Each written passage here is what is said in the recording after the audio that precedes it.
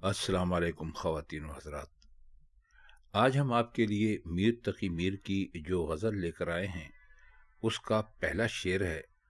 राह दौरे इश्क में रोता है क्या, आगे आगे देखिए होता है क्या। आपने ये शेर कई मर्तबा सुना होगा, लेकिन इसका जो पहला मिसरा है वो इस तरह मशहूर है, यानी इब्तिदाए इश्क है रोता है क्या। लेकिन दुरुस्त वही है जो हम आपको बतला रहे हैं। आगे आगे और राह दौर में जो मुनासबत है वो इब्तिदाए इश्क और आगे आगे में नहीं है। शेर में एक थोड़ा सा इबहाम है, यानी एम्बिग्यूटी है। अब उसमें मुखातिब किसको कर रहे हैं पहले ये देखना है। अपने आप से गुफ्तगू कर रहे हैं, या किसी और शख्स से बात कर रहे हैं, या जिस शख्स के बारे में बात हो रही है वो मौजूद नहीं है और दूसरे लोग उसके हाल पर कोई तबसरा कर रहे हैं। इस बात की तरफ भी इशारा है कि आगे चलकर रोने को भी नहीं मिलेगा।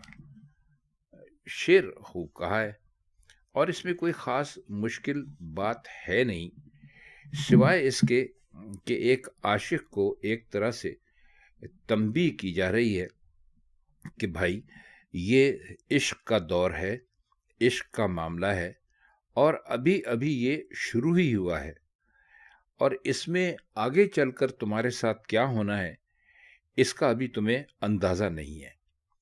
तो ये बात कोई ऐसा आदमी ही कह सकता है जो कि खुद इस रास्ते का मुसाफिर हो या इन मंजिलों से गुजर चुका हो।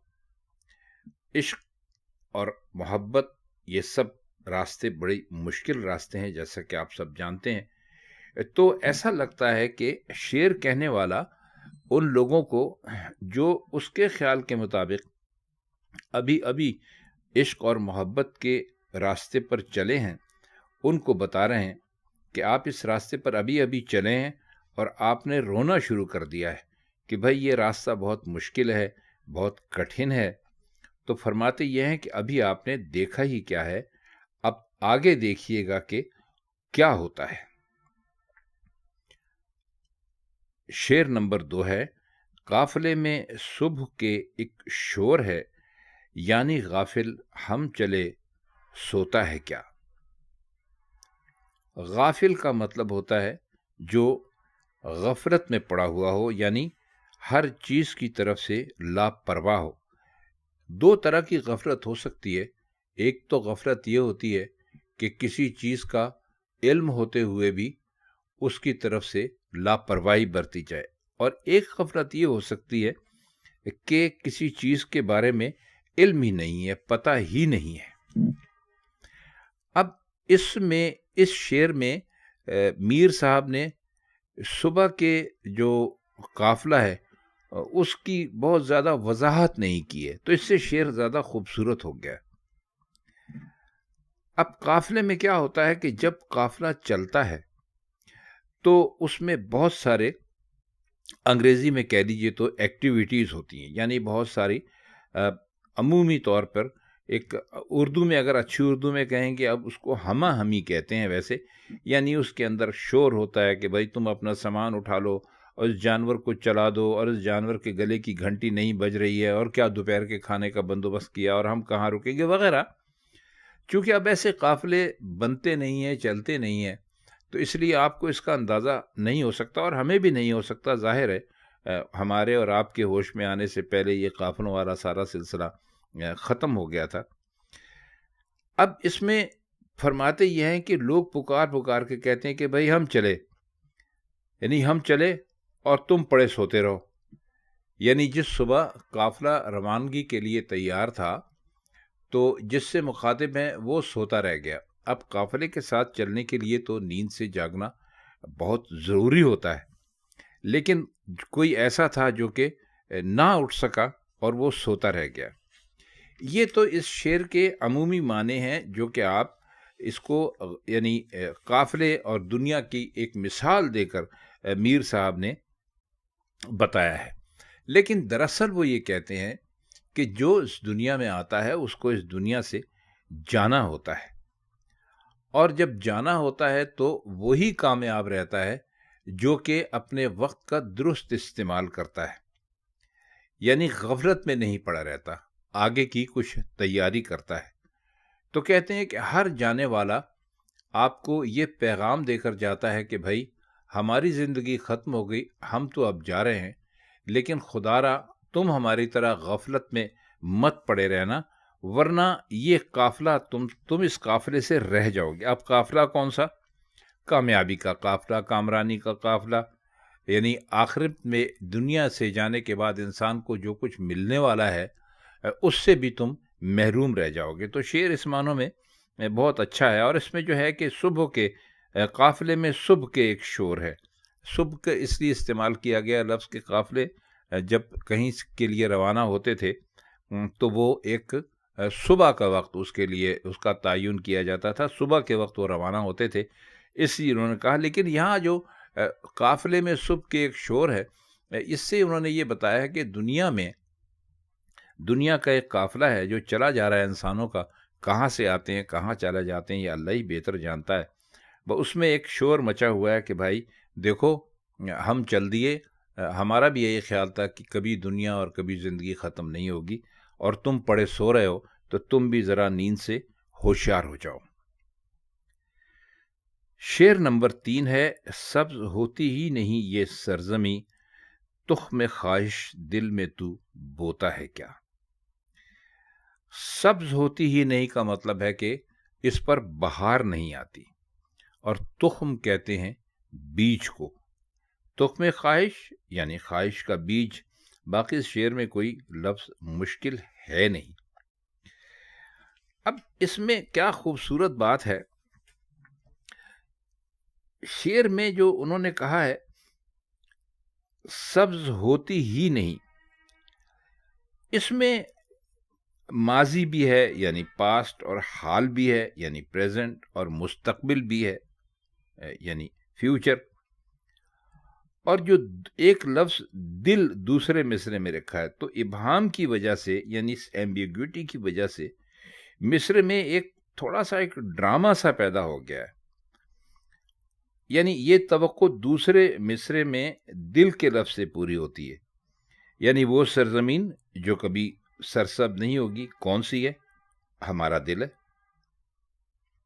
اب اس میں بھی آپ یہ دیکھیے کہ ان کا مخاطب کون ہے، اپنے آپ سے بات کر رہے ہیں یا کسی اور سے بات کر رہے ہیں، مثلا ہم ہی جو انہوں نے استعمال کیا ہے، یا ساری دنیا سے بات کر رہے ہیں۔ تو کہتے یہ ہیں کہ جو ہمارا جو دل ہے وہ ہم نے ہر طرح سے دیکھ لیا، وہ ایک ایسی سرزمین ہے کہ جس میں کوئی بھی خواہش پیدا ہو، کسی بھی خواہش کا بیج لگے، وہ کبھی بھی وہاں پر بارآور نہیں ہوتا، یعنی وہ کہیں پر بھی پھل نہیں دیتا، پھوٹتا نہیں ہے۔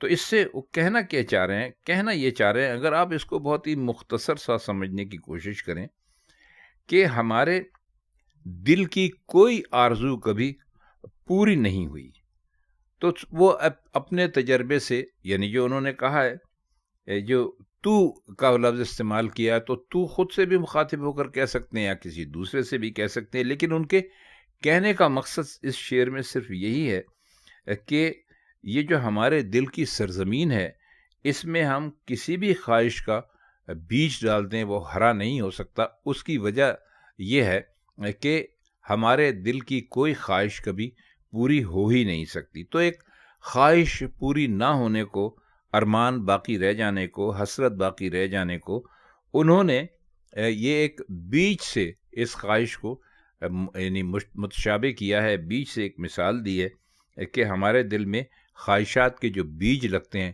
وہ کبھی پھوٹ نہیں سکتے، اور اگر بیج پھوٹیں تو ہماری خواہشیں پوری ہو جائیں گی، لیکن ایسا ہوتا دکھائی دیتا نہیں۔ آخری شعر ہے اس انتخاب کا، یہ نشان عشق ہے جاتے نہیں، داغ چھاتی کے ابس دھوتا ہے کیا۔ ابس کا مطلب ہوتا ہے بیکار میں، ایک ایسا کام یعنی جو کیا جائے جس کا کوئی فائدہ نہ ہو، اس کو عبث کہتے ہیں۔ اب اس میں شعر ویسے اگر آپ یہ دیکھیں جو اشارہ کیا ہے، اس سے خوبصورتی تو اس میں بہت ہے، زور بیان بھی بہت ہے۔ اب یہ تو ظاہر ہے کہ سینے کے جو داغ ہیں وہ عشق کے نشان ہیں، یا داغ ان زخموں کے ہیں جو معشوق نے لگائے ہیں، یا ان پتھروں کے ہیں جو بچوں نے پھینکے ہیں، یا ان آنسوؤں کے ہیں، ان خونی آنسوؤں کے ہیں جو آنکھ سے ٹپکے ہیں۔ تو ظاہر ہے کہ ایسے داغوں کو تو دھویا نہیں جا سکتا، یعنی یہ تو کوئی بات نہ ہوئی کہ پہلے تو کوئی شخص سینے پر داغ کھائے پھر ان کو دھونے بیٹھے۔ تو جو دوسرے مصرے میں داغ کو دھونے کا استعمال کیا گیا ہے، اس سے دراصل مراد ان کی آنسو ہے، یہ اشک باری ہے۔ اور شعر میں کہتے ہیں کہ آنسو مسلسل سینے پر بہہ رہے ہیں، اور کہنے والا ان آنسوؤں کے بہنے کو، جو ظاہر ہے کہ غم کی علامت ہیں، داغوں کو دھونے کی یعنی کوشش سے تعبیر کر رہا ہے، یعنی غم کو دھونے کی کوشش کہتا ہے۔ اب عجیب بات یہ ہے کہ غم کو دھونے کی کوشش تو کرتا ہے، لیکن جو عمل غم کی انتہا ہے اس کو غم سے نجات پانے کی کوشش سے تعبیر کرتا ہے۔ تو یہ شعر اس معنی میں تو کوئی ویسا خاص ہے نہیں جس کے اندر کوئی فلسفہ آپ کو دے، صرف لفظوں سے وہ کھیلے ہیں، لیکن اس شعر میں جو بلاغت ہے اس کا جواب نہیں ہے، وہ بہت ہی اعلیٰ قسم کی ہے۔ اب اس سے ان کا، اگر آپ اس کو دوسرے معنوں میں لینے کی کوشش کیجئے، یعنی اس شعر سے ہٹ کر اگر آپ اس کا کوئی نصیحت والا پہلو ڈھونڈتے ہیں، تو فرماتے وہ یہ ہیں کہ جب آپ عشق کر بیٹھتے ہیں تو ظاہر ہے کہ آپ عشق میں بہت زیادہ تکلیفوں سے گزرتے ہیں، پریشانیوں سے گزرتے ہیں، اور آپ کے سینے پر عشق کا داغ لگ جاتا ہے۔ تو کہتے ہیں کہ آپ اگر عشق کرنا چھوڑ بھی دیں تب بھی یہ داغ انسان کی چھاتی سے نہیں جاتا، یعنی انسان اپنی محبت میں اٹھائے ہوئے صدموں کو کبھی بھولتا نہیں ہے۔ تو خواتین حضرات، یہ میر تقی میر کی غزل سے انتخاب تھا جو ہم نے آپ کی خدمت میں پیش کیا۔ آپ سے پھر کبھی کسی اور محفل میں ملاقات ہوگی، تب تک کے لیے خدا حافظ۔